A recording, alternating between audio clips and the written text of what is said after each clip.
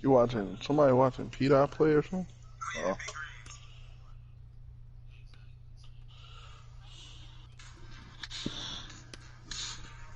Over.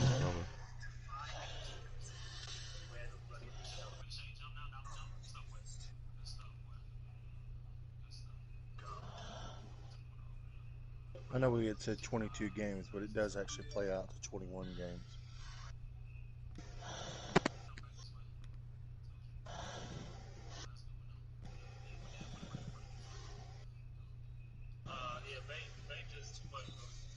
All right, Bones.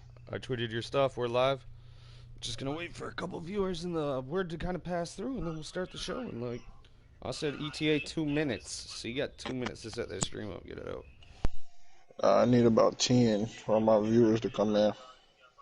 Okay, yeah, I said going live 2 minutes. So yeah, give it about 10 minutes. But I've put quite a few people in there already, so that's fine. All right.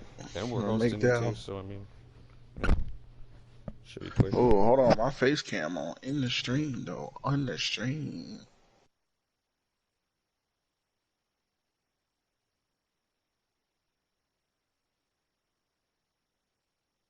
Let me turn my face cam off. No, bro. I forgot.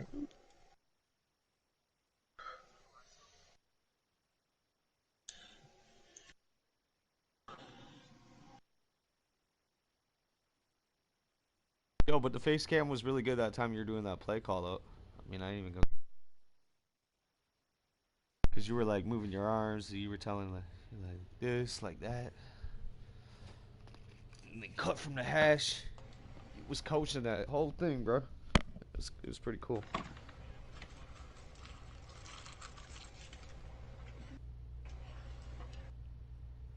Hey, Nate, come on. Look at my dude. Does he look a little bit like Vince Carter when he's doing like opening his mouth or something? Shit. Look at this elf here. He's like look, he's dancing and he looks angry, bro. Look at angry elf. This dude is angry. Look at him. Look at his face. He's like, I better get my money. Bro, you got freaking Jordans on in a damn elf suit, bro. What elf gets to wear freaking Jordans, man? Look at this dude. Oh my. Alright, Bones, so let's get your viewers in and Ladies then we'll and start. gentlemen, boys and girls, Boy? introducing. You're gonna tell me I'm wrong? All right. So that's where y'all at. I don't know, this angry elf, bro. He don't like that we stand in front of the door and be doing some like stretches and stuff. I mean, you want to stay here and you want to stand in front of the backcourt? Look at Nate's green shoes, though. They look like green beans from the bottom. All right. I got two viewers in here so far.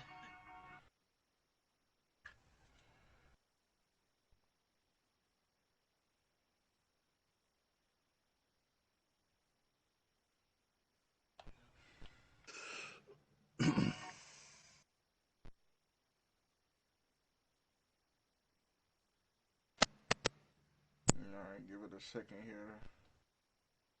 Oh, Bounce. I gotta share my voice for yours, too. Alright, hold on one sec.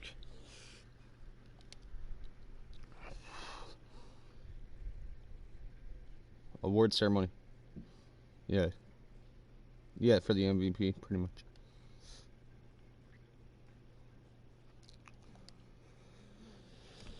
Well, more than that, we had last season, too. It's our third show this season. No. No, they can't hear me anyways yet.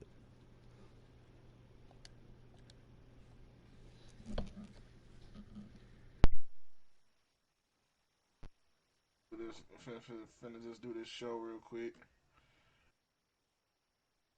with the young bulls. Nate, if you want to put the links to the messages for the PSN, that'd be great. I did all the tweeting for it.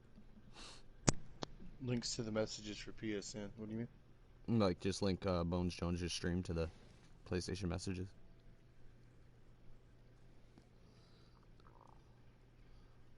Oh, you're not in it. Hold on one sec.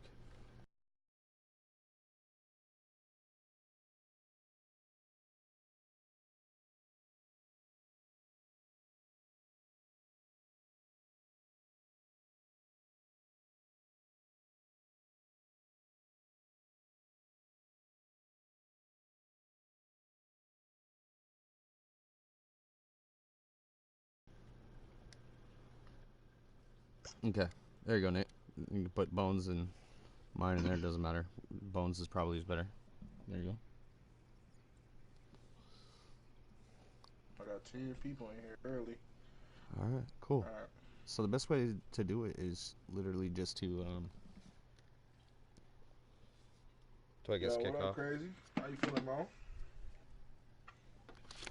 We got Crazy up in there. Okay. Yeah, I did. Did forget you did. You did some, huh, Crazy? That's it, bro. Okay, Bones Jones. Well, people, shout out to the 12, man. We just doing, we kind of set up for the 6GL show. Finna get right. Finna introduce y'all. We finna get this info out to y'all. This giveaway. Okay, so let's start off then, Bones. Alright. You know you're here with your crew, the 6GL Finest Show. oBonesjones, the coach, and Coach Nate. You got Slap 6GL. We'll do a little zoom up on Coach Nate. You see them green bean shoes. He's going for the jelly green beans, and as Bones would say, the split kick. You got this angry elf in the background, and then you got Coach Bones Jones. You know, ripping them 2K Jones.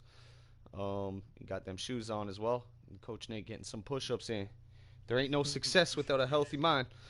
So I'd like to just kind of kick off real quick and kind of say that the last tournament it went well. I mean, we had a couple hiccups in the last tournament here and there with timing issues and the combine coming up. I mean, it was all with the combine. The tournament got played a little bit late. A few games got played a little bit late, and due to the combine, it made it hard for teams to match up. I mean, but they did do it. We had in the tournament, I mean, we had a couple star players kind of showing up throughout. I mean, Lock City, of course, the champion team, went undefeated, and then you have a couple stars that I really laid eyes on was a really quiet one was Crazy Man. I mean, their lockdown defender who put up a good 30 almost every single game. I mean, a great taker for the award. I mean, he was definitely in the award looks for us to put up the MVP for. And another player that we had our eyes on was Bellow, and I mean Bellow, the PG for the team. Definitely put the offense in set and made things happen for them. And coming to the finals game, I mean, he had an all-out performance. He had a 100% game. He didn't miss a shot the first game, and I think it was the second game he went.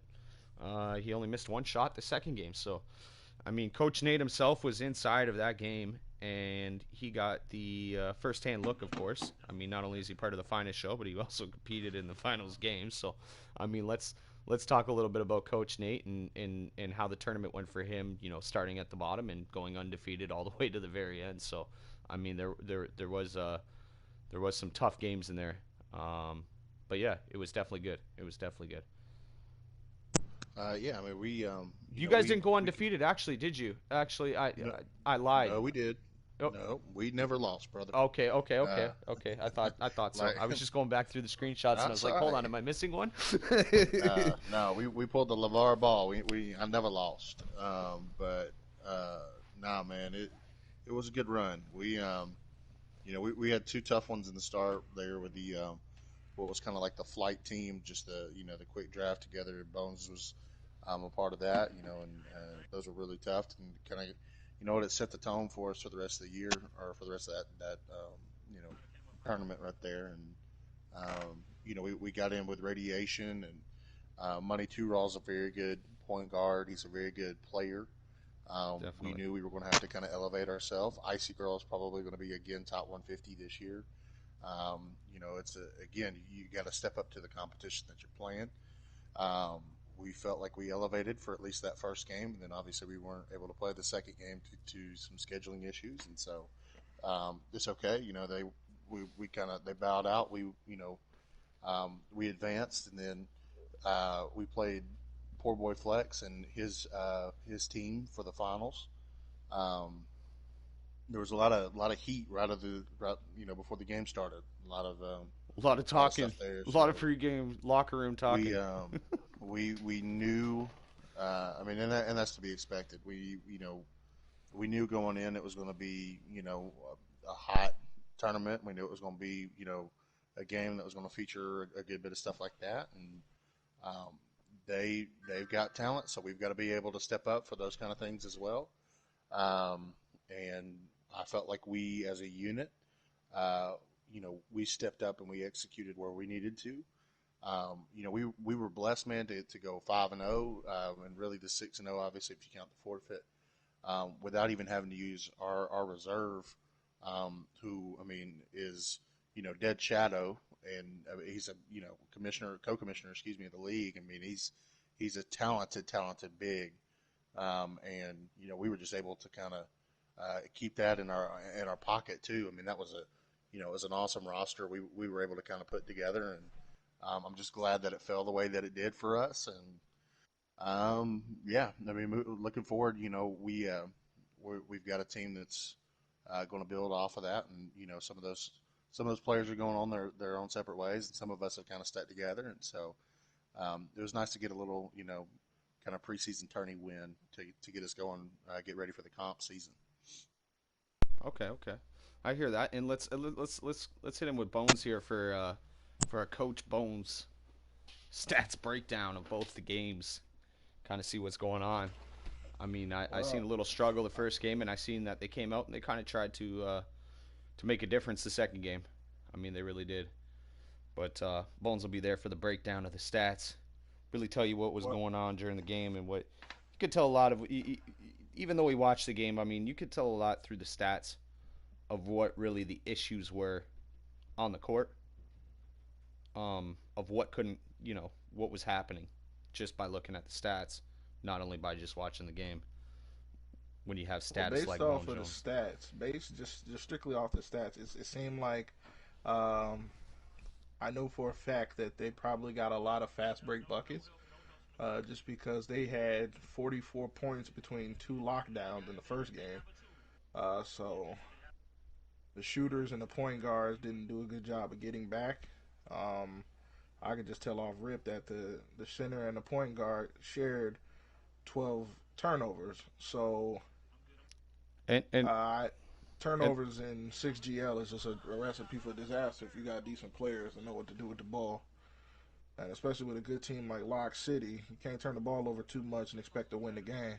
As you can see from the matchup that we had when Trey shot that completely horrible shot when we had a chance to go up. But yeah, the second game, it looks like to me that adjustments were made definitely. accordingly. Did they execute?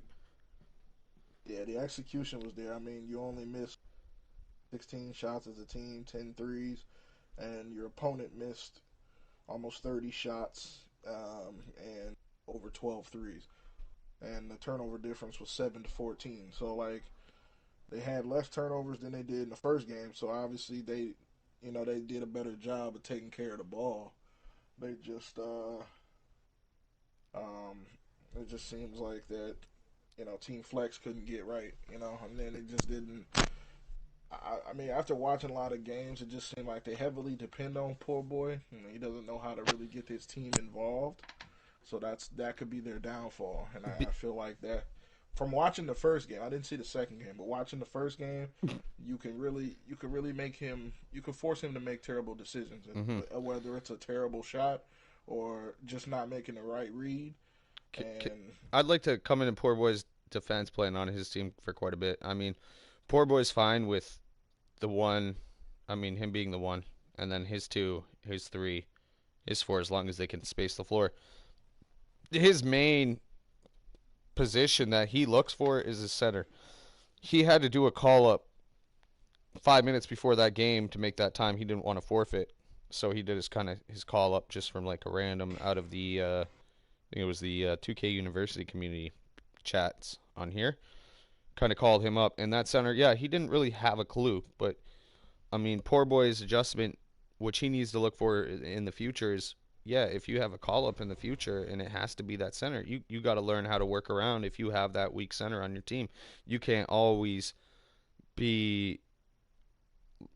Well, I don't know, because even though the center in the first game had 6 turnovers, he had 6 steals. So yeah, but it was the screens, Bones. It was the big bodies not being set. It was the cuts being cut too early. It was the cutting to the lane, causing the turnovers for the PG. You got to realize a lot of that's on the big man too. Well, about the spacing. Too, though. spacing of We the big man. we played it where it was a basically like you play in park almost. You go off sides. And so if I was on hash or if Crazy was on hash, we were in a 2-3 set.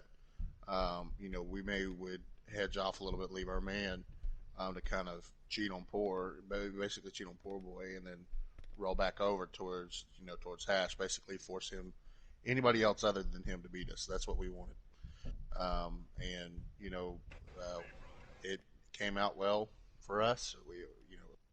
A defensive strategy game for us for the most part, mixed with the fact that I think we have one of the best PGs in the game. Just Belo's been phenomenal for us. And I've been blessed enough to run with him for going on 2 years now, and it's not a threat to anyone. I can tell you he's just a good baller, just a good ball player. So, Yeah, that's true. And what I like about him is he play defense. A lot of PGs are one sided. Yeah, I Hmm. mean, first game he had what five? What's the second game? Second game he He had watches five the pass steals. lanes a lot, which is really good. That, that's what I like because that's what I specialize in is the pass lane defense. Hmm. And it's just all about angles. And on offense, he takes the right angles to get a bucket or get a open shot for his teammates. And on defense, he knows how to play the angles to get the on ball, the off ball steal. And he's all right in my book. Yeah, that's Hi, true. Lori. How are you? So now, all saying that, we had two top picks. I mean, we had Crazy Man, which was talked a lot about in the management chat, Pod 6 Gaming League management. And we also had Belo. I mean, if it wasn't for Belo's performance in the final game, I mean, it would have been a definite giveaway to Crazy Man quietly sweeping up for that MVP. But in all due announcement, I mean, hats off. We're definitely giving this one away to Belo, the PG, for his 100% shooting percentage first game and only Yeah. missing one shot the second game. I mean, it's definitely well awarded. Drove his team to the finals undefeated. Bones, I'd like you to announce what Assertion Gear, our clothing sponsor, has decided to give away for free to the MVP. That's a T-shirt, right? Yeah, that's one large size That's one Lock large City, size Lock City T-shirt for the MVP of the league. I mean, the MVP of the finals. which which Um, which will be sent out in the next. We're just getting addresses and we'll be sending all those out. So Facts. um, definitely appreciate that. I'd like to move on to one more thing because we don't have a lot of time here. I know a lot of people don't like long-winded conversations, but let's move into the 6G01 season. We have the preseason starting December 10th, which is Tuesday. We're going to run the season for about 1 week. As of this 1 week, it's not mandatory that you play games. I mean, if you want to play games, yeah, that's great. We have a chat, we have a Discord. You can get your matchups going. We're not going to schedule the games. Yes, there will be a full schedule brought out the start of What the up, season D-Law? the following week. Coach Nate will get more, and Bones Jones will get more into the details of the games played, the conferences, and so forth. With announcements just of a few of the teams. I mean, we're still updating the teams as we move through the preseason, allowing a few teams to come in. Um, of course, we're always looking for top talent teams, right? So, I mean, we do have a Yes. lot in our league, but we're also accepting a lot of new teams just to see, how these teams kind of do against some of our top talent teams, like Godlike, of course, who was in season one and made a great performance. Quay, who was up there with the assist leaders, point leader. I mean, Smooth Go Crazy, I think, was actually the point leader. He was the assist leader.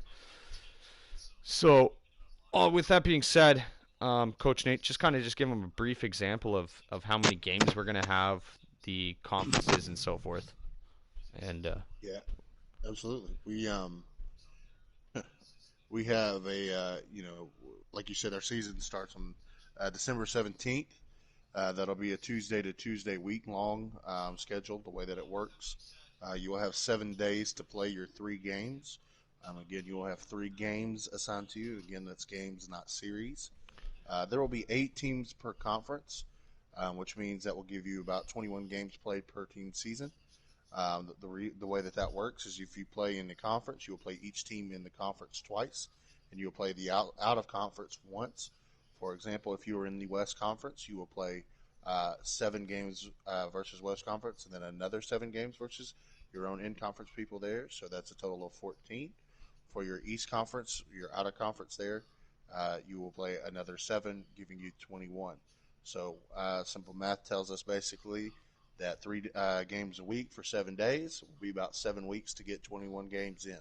So the season will last from 7 weeks for December 17th. December 17th, and that will give us kind of a start to be able to work towards the postseason tournament.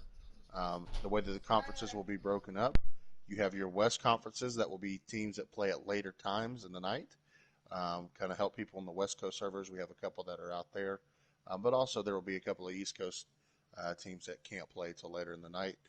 Then your East Conference will be teams that are playing a little bit earlier in the night to try to, go ahead and get them in and get rolling going forward. Again, preseason starts on the 10th. It's open play, matchups with teams in the 6GL. Feel free to broadcast them. We'll try to share them, do those kind of things through our pages. But season will actually start on December 17th. Again, mark that going forward. Okay, cool. So I'd like to also say that this league is free. I mean, we are doing some website updates. We have Queen of the Six working on a nice website development for us. But I'd like to say it is free. We would like to have prize money in place. We know a lot of people may have situations where they want to play in a league and they may not have the money, or they may not be in the situation to be able to do that. Well, this is why this league is free. But yes, we do accept donations. Now, these donations will be put into a prize fund. The prize fund will be updated, as we will not give a exact example of the prize fund until the donations fill up. I know there's a few dollars in there right now, but as it fills up, I mean, we're going to give that all away, and we're also going to donate 3 to 5% of that to a charity for kids in needs that would like to play basketball or some type of sports like a jumpstart program. So with that being said, I'd like to kick off here to end the show with Bones Jones. We will have more details, by the way, on our next Finest show, a little bit more into the details as we move through the preseason about the season. But I'd like to kick off with Bones Jones's build of the day and some badges to go through. Well, build of the day. We're probably looking at. Let's see here. Let's do something spicy. Since y'all can see my screen, I'm gonna go ahead and show y'all the shooting glass lot. Now, the best height for shooting glass lot: 6'10", 6'11", 7 foot. If you go anything higher than that, you're smoking dope. So because I'm 6'10", you know what I'm saying. But let me show y'all my shooting badges, because I didn't get to show you the last time. We got contact finisher. Well, obviously that's a slashing badge, but okay. So we got catch and shoot, flexible release, silver, high zone hunter, Hall of Fame, quick draw, Hall of Fame, range extender, Hall of Fame. I still need one shooting badge, so I'm probably gonna take this flexible release off. It doesn't really help me much. I'm probably just gonna put catch and shoot, Hall of Fame, range extender, Hall of Fame, and just rock out 4 Hall of Fame badges and one brown badge.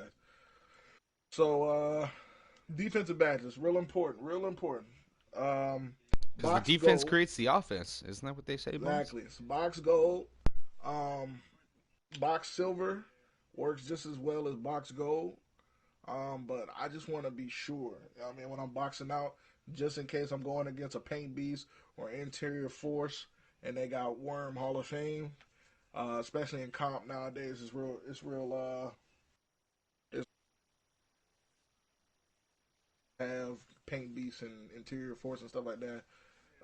So box gold if you're playing real heavy comp, but box silver is just cool if you're just playing park or if you're playing rec. Intimidator, mine is on silver. I mean, you could put yours Hall of Fame. And a lot of opportunities that I have to really intimidate. I'm not really getting put in the post that much by big men. So that Intimidator silver helped me out just as much as what I need, because 9 times out of 10 I'm gonna be switching off into a point guard that I'm already 6 inches taller than. So I don't need Intimidator to stop a guy that's 6 inches shorter than me. So Intimidator Silver do you just fine. Rim Protector Gold. Some people say the Rim Protector don't really work. It don't matter. You can put that down to Bronze, and then put this on Hall of Fame, and then put that last one into Intimidator. But I got mine gold. Pogo Stick is a must. Gold or Hall of Fame. Rebound Chaser Brick Wall. I set big bodies and I snag boards. Those are imperative. Oh, hold on a second, Bones.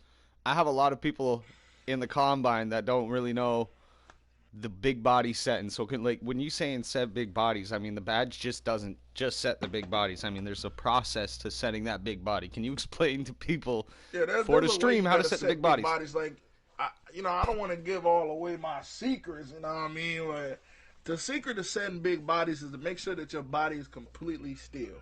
Most of the point guards nowadays, they do that explosive behind the back. So you basically have to, you just stand there, hold circle. But what I do, flick the stick. This is classified information. What I do, I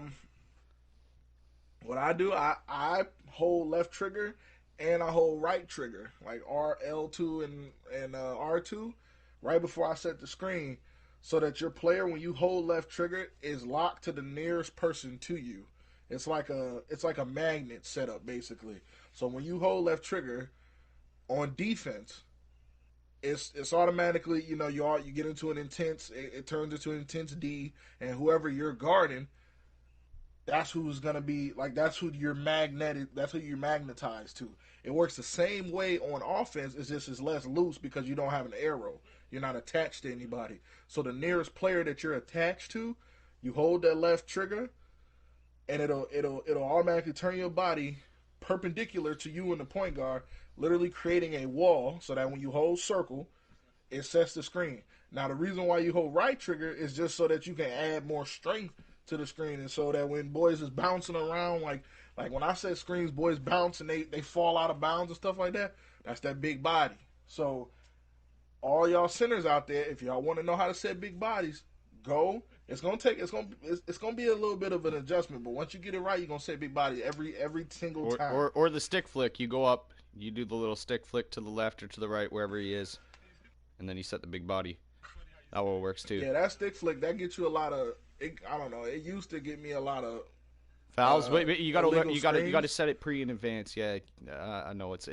But that left trigger will lock you. It'll lock you to the lock that you're trying to set the screen on. And a lot of times when you got that left trigger and that right trigger held, and the point guard goes behind the back and they're trying to play sides, a lot of times it'll lock the center. The center will actually get hit by the screen too, and allow the point guard to run around and get a free bucket. Last badge though, so that's how you set big bodies. You know what I mean? That Brick Wall Hall of Fame, it work on gold if you a bigger body, but I'm 6'10", so I need that Hall of Fame to kind of make up for where I lack, because it's all about windows. I mean, not windows. It's all about. If you're gonna choose something else to gain because of your size, I mean, you're gonna have to put it where you lack because of your size. Facts, but it's all about what's that called when, like your hitbox detection. So if I'm a bigger body, I don't need brick wall. Brick Wall Hall of Fame is not really important because you're already big. So you're already gonna, if he hits the screen, whether your thing is on silver or on gold, you're already, you're a wider target. So it's gonna be harder to get around you anyway. With me being 6'10", I can set the big body. I can roll. I can pop, shoot, split gack. Don't matter. Go to the bucket, get a dunk. You know what I'm saying? But after playing so many combine games and so many comp games, the last badge that I am an advocate for is Defensive Leader Hall of Fame. Defensive Leader Hall of Fame is a must at center. I honestly, that's probably the best badge to have, because that badge will let you know who can shoot, who can't shoot on the court, and what's the percentage of the ability for them to make the bucket, and it also give your team a boost. So who don't want a boost? And you can watch the lanes for your teammates when they come when your teammates are pressing up the court, so you know where it's going, kind of deal. Huh? Nah, but yeah, I get you. Um, Huh? No, you know what I but mean? yeah, Because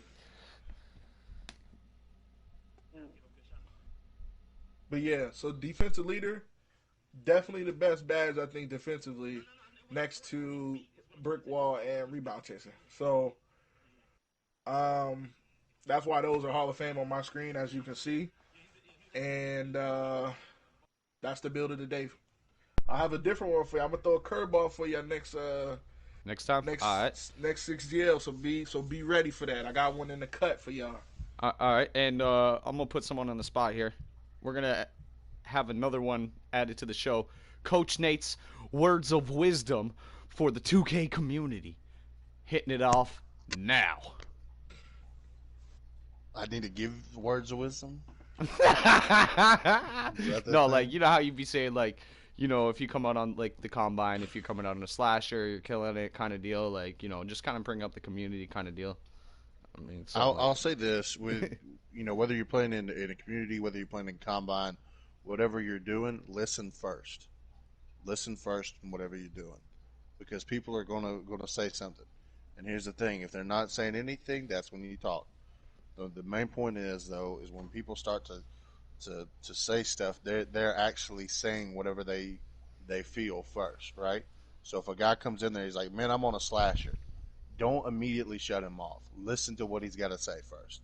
If he says, "Man, I'm on a slasher in that combine," well, then let's find a way to make that work. Because at this point, you can't fix it. You can control what you can control. exactly. And here's the thing: you've seen so many different people talk about this on Twitter. You've seen so many different people talk about this online. There's too many people that talk about control what you can control, and nobody knows what it means. Everybody sits there, control what you control. How can I control this?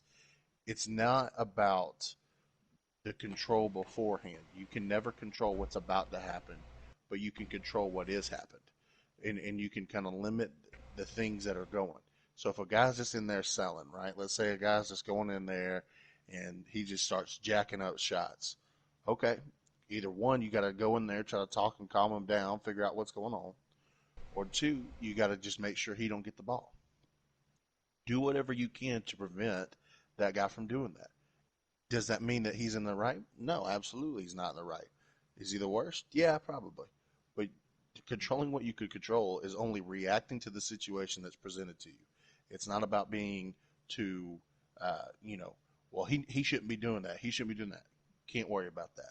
People are going to be themselves. People are going to do the things that they do. So listen first and control what you can control.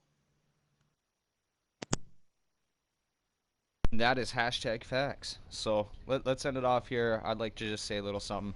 PGs, please be more vocal. I mean, there's a lot of plays to be called out on the court. I mean, it's very easy to call a timeout and explain something very quickly if your teammates don't know. Easy plays like fifis and reverse fifis are very easy plays to be run. I mean, you don't have to just necessarily run a horns play. If they screw it up the first time, that's okay. They can get it the second time. You guys switch to a zone and you guys don't get it the first time, work on getting it down the second time. There's no way to just say, oh, it didn't work because somebody came up the court and scored because you guys didn't know what you guys was doing when you guys first switched in the zone. It's not always the fact. Get back to it. Keep working on it. I mean, you can't just... the game is about adjustments, and you got to learn how to take these adjustments. I mean, sometimes it takes a play or two to get in these adjustments with players that you've never played with before. So I'd like to end it off on that note, and we'll have some more information on 6GL1 season as we get into our show early next week. And thank you, Assertion Gear, for donating that. I got one more thing to say, bro. Okay, I'd like to say thank you to Assertion Gear though for donating the T-shirt for the MVP. Yeah, that's facts. I can't wait to put on my Coach Bones shirt. Oh yeah, it's gonna be glitchy. Coach Bonesjones gonna get his own. But nah, man, Assertion the Gear word shirt. word to wise. Defensively, y'all know what I am, what defense means to me. The word to wise, regardless of who you got in the combine or who you got on your team in park pro-am matchups, draft teams, it don't matter. Word to wise defensively, please just rotate. Rotate. You have no idea how much a decent rotate could save a good or subpar team. If you rotate and play selfless basketball, selfless defense, you're going to win more often than not. defense alone. Because defense, shoot, just like Slap said earlier, great defense make good offense. You don't even got to be in the half court. If you can get the ball to your lockdown on a fast break, 9 times out of 10, or, even 6 times out of 10. Like, if you don't have to be in the half court offense, because you know that your defense is that good enough to get you points, that right there literally separates average teams from good teams, from great teams. The ability to rotate. And I'm not saying, just rotate from the corner, from the corner to the halves. I'm talking if the big man steps up on the point guard, somebody from the opposite corner has to rotate to the paint. The guy from the hash has to rotate to the corner. Big man probably has to rotate to the left half, and if somebody has to rotate back to the point guard, just keep rotating. It don't matter if at the end of the play and the shot goes up, the point guard and the shooting guard are the only people in the paint. If they boxing out, you're going to get the board because you're going to come down there. You coming down there jumping for free. You ain't got to box nobody out. And with me being 6'10", with a 75 vertical, you know what I'm saying? I'm coming down there snagging big bodies. So I ain't even trying to hear that. All you got to do is rotate. That's all we ask. In the pro-am, in the rec, in the combine, just rotate. Don't just let somebody, just because that's not your man, just because we playing man-to-man or 2-3, that's not your man, that's not your assignment. Don't let somebody die and just jack up threes. You know what I'm saying? Or jack up or just get free buckets. Because that doesn't make you look like a good player. So just rotate. That's all I ask. And with that, Flacco, trying to get these boys right, man. Yeah, Flacco. Having a 6GL Finest show. And with that, I would like to wrap up. We got some pure knowledge and facts from Coach Bones-Jones coming at you real soon. And we got some more words of wisdom coming from Coach Nate. Breakdowns of every game, some highlight commentary, and more coming at you all soon. For now, you can't stay in this stream. You can go somewhere else. But you got to get the hell out of here. Yeah. I screwed that one up.